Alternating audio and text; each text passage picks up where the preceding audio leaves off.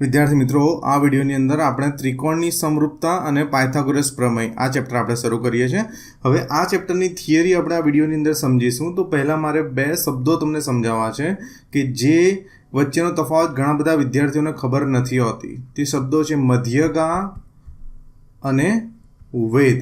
હવે ઘણા બધા વિદ્યાર્થીઓ એવા હશે કે જેને મધ્યગા અને વેદ વચ્ચેનો તફાવત કદાચ નહીં ખબર હોય.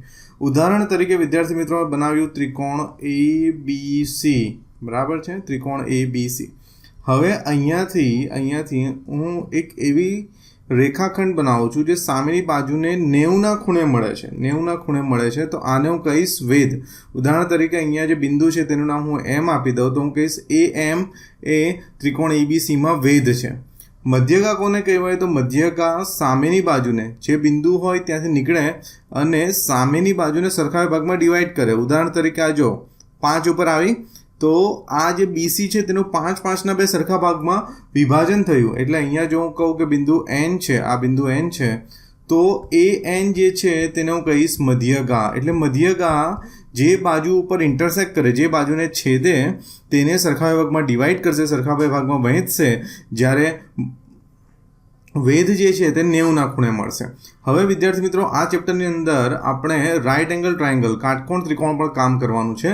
અને કાટકોણ ત્રિકોણ પર કામ કરીશું ત્યારે 3 સૂત્ર તમને બધાને ખબર હોવા જોઈએ. ફોર એક્ઝામ્પલ, મેં આ કાટકોણ ત્રિકોણ બનાવી દીધું. આ કાટકોણ ત્રિકોણનું નામ આપું છું કાટકોણ ત્રિકોણ ABC. હવે અહીંયા હું એક વેધ બનાવું છું.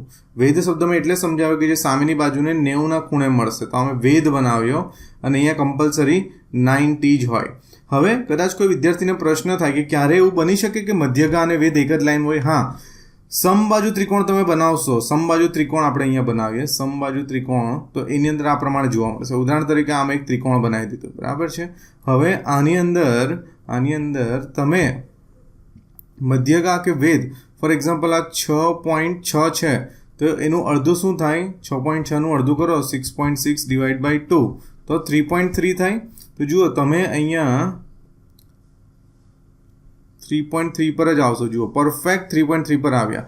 તો આ 90 પર છે એટલે આને વેધ પણ કહેવાય અને આને આપણે મધ્યગા પણ કહી શકીએ. એટલે ઘણા ત્રિકોણમાં એવું શક્ય છે કે મધ્યગા અને વેધ એક જ રેખાખંડ હોય. એવું બે ત્રિકોણની અંદર થશે, એક સમબાજુ ત્રિકોણ અને એક સમદ્વિબાજુ, જેની બે બાજુ સરખી હોય તે ત્રિકોણ.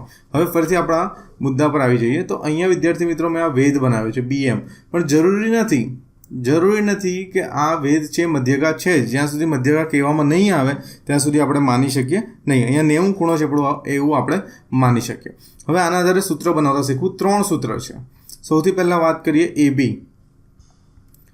પછી વાત કરીશું BC અને એના પછી વાત કરીશું BM.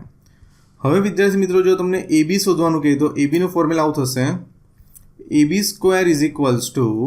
હવે AB હોય કે BC હોય એ બંનેના ફોર્મ્યુલામાં કર્ણ AC તો આવશે જ. કર્ણ તો લખી જ દેવાનો AB અને BCમાં. અહીંયા શું લખવાનું? અહીંયા પણ વર્ગ લખીશું. અહીંયા શું લખવાનું? તો જુઓ AB, હા ABની લાઈન બનાવી, બરાબર, બ્લુ લાઈન.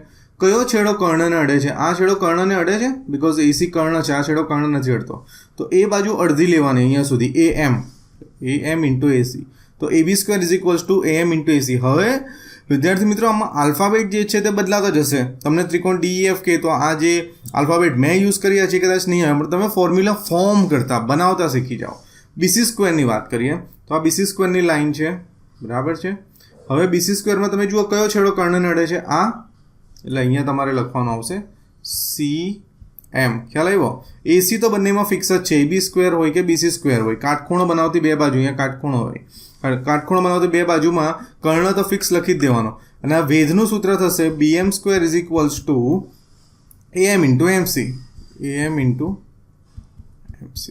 તો આઈ થિંક આ 3 સૂત્રની અંદર વિદ્યાર્થી મિત્રો તમને ખબર પડી હશે. આ સૂત્ર તમને જાતે ફોર્મ કરતા આવડવું જોઈએ. હવે આના આધારિત દાખલાઓ છે વિદ્યાર્થી મિત્રો, તે આપણે નેક્સ્ટ વિડીયોની અંદર શરૂ કરીશું. Thank you so much for watching my video. C you in the next video.